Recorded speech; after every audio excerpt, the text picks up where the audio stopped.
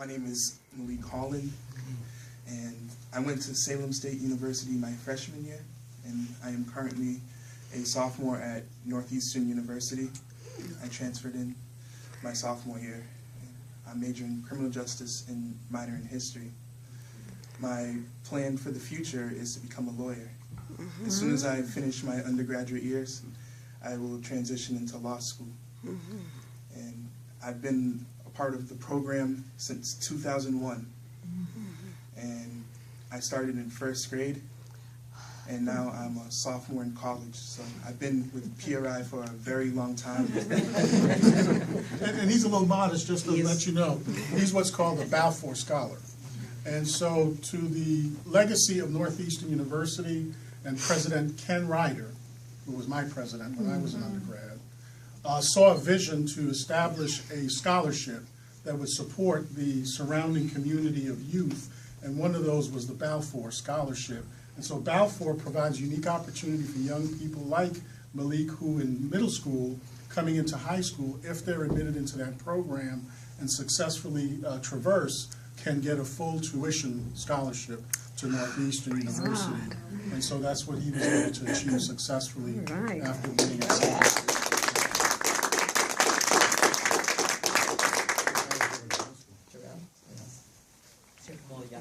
Good morning, ladies and gentlemen. Once again, my name is Tyrell. Right now I am nearing completion of my senior year at Waltham High School, and when I go to college I plan to study physical therapy with a minor concentration in nutrition, with the hopes of opening my own business once I get out of college, and then possibly going back for graduate year to receive a PhD in physical therapy. Wow. And Tyrell's also another modest young man. He's both inclined on the field and off the basketball court. I remember Tyrell when he was going through those growing pains, if you will. But to see him blossom in the way that he did, and he epitomizes, as all the young men do, but also speaks to, again, those 7 principles: unity, self-determination, umoja, kujichagulia, Ujama, collective work and responsibility, Ujima, cooperative economics, Nia, meaning purpose, having a purpose-filled life, and then having enough faith in order you can achieve these things. And again, it's about being a value added. And we always say there are only 2 kinds of people in this world. Only 2 kinds. And what are those 2 people? Those who show you what to do and those who show you what not to do. And so the question is, which will they become? The example of what to do or what not to do? And he's definitely become an example of what to do. And hear from the other 2 guys.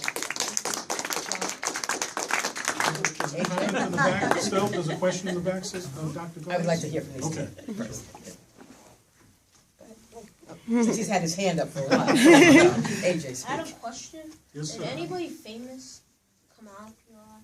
Oh, yes, we've had quite a few famous people come out of PRI. In fact, you might not remember, Cuba Gooding Jr. Met with us when they were showcasing Red Tails, which was the story of the Tuskegee Airmen, the most recent version of it. We've had Dr. S. Allen Counter, who's famous in his own right at Harvard, who also launched the most recent expedition to retrace the journey of Matthew Henson to the North Pole, and actually presented to Matthew Henson's descendants at the North Pole with a book that identified the legacy that Matthew Henson had with Admiral Perry. So we've had quite a number of young people, but this young man, I watched him grow, and he's become so accomplished, and when he speaks, it's amazing. We were at PRI yesterday, and yesterday was February 1st, which was the beginning of what? Black History Month. Black History Month. And so we were talking about Black history and the value that it has, not just within the African-American context, but in the global context. And he brought to our attention some things that we fully didn't even have on the agenda about Q and the Amistad, and John Quincy Adams presenting and defending these free men, if you will, in the New World at that time. So to hear a young person like him who was so erratic at one point, I remembered the energy, so focused, and now to see him being very polished and poised is impressive. And then we call these our young princes, young Mr. Shawn. Would you like to speak? Of course you would. I've been going to PRI for 4 years Which is now. like half your life, right?